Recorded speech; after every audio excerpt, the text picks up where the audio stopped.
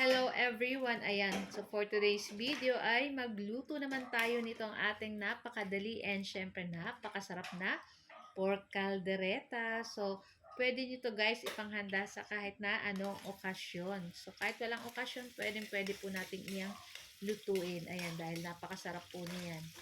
So, ayan na nga guys. So, nagpainit lang po tayo ng ating kawali at naglagay tayo ng cooking oil and then nag-start na tayo magisa nitong ating bawang at sibuyas. At pag lumabas na yung aromatic nito ating bawang at sibuyas, pwede na po natin ilagay dyan yung ating pork. Ayan. So, meron tayong 1 kilong pork. Medyo may konting taba-taba kasi liempo po yan. Tapos, timplahan na po natin ng pamintang durog at asin.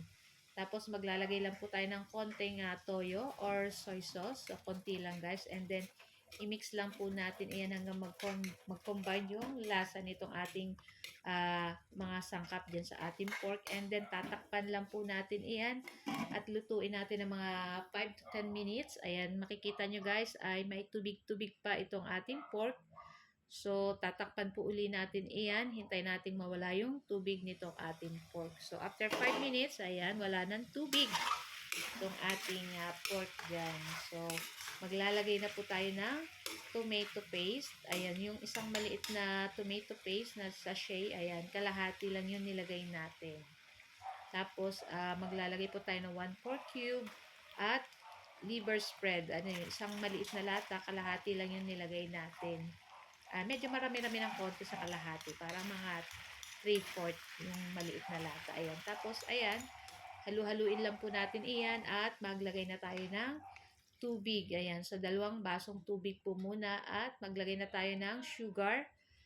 Tapos, maglalagay pa tayo ng asin. So, palalambutin lang po natin itong ating pork dyan. And, syempre, halu-haluin lang po muna natin iyan.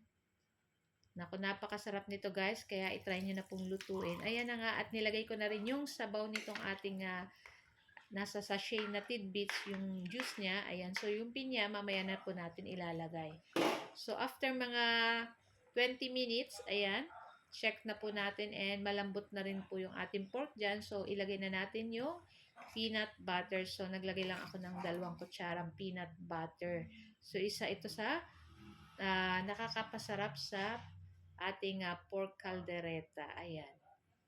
Tapos, ayan, ilagay na po natin dyan yung ating tidbits. Ayan, isang tidbits lang pong sachet nilagay natin and naglagay tayo ng pickles. Ayan, masarap po sa caldereta may pickles saka may pineapple. Ayan, tapos halu-haluin po natin iyan. And after, pwede na rin natin ilagay dyan yung ating carrots and yung ating patatas. So, yung ating carrot, gumamit lang tayo ng 1 pirasong malaki at 2 pirasong patatas. At naglagay na rin tayo ng garbanzos at red bell pepper. Ayan. Sobrang sarap po nito. Kung may cheese pa po kayo, pwede nyo yung lagyan para mas masarap at creamy. Pero, wala kaming cheese, kaya okay lang yan. Pero, napakasarap nito guys kahit walang cheese. Sabaw pa lang ay ulam na. So, na nga at yan guys, makikita nyo malapot na. Sobrang sarap po nito. Talaga nag-aagaw yung manamis-namis at pagka asim-asim ng konti ng ating pinya at ng ating pickles. So guys, thank you for watching. Bye!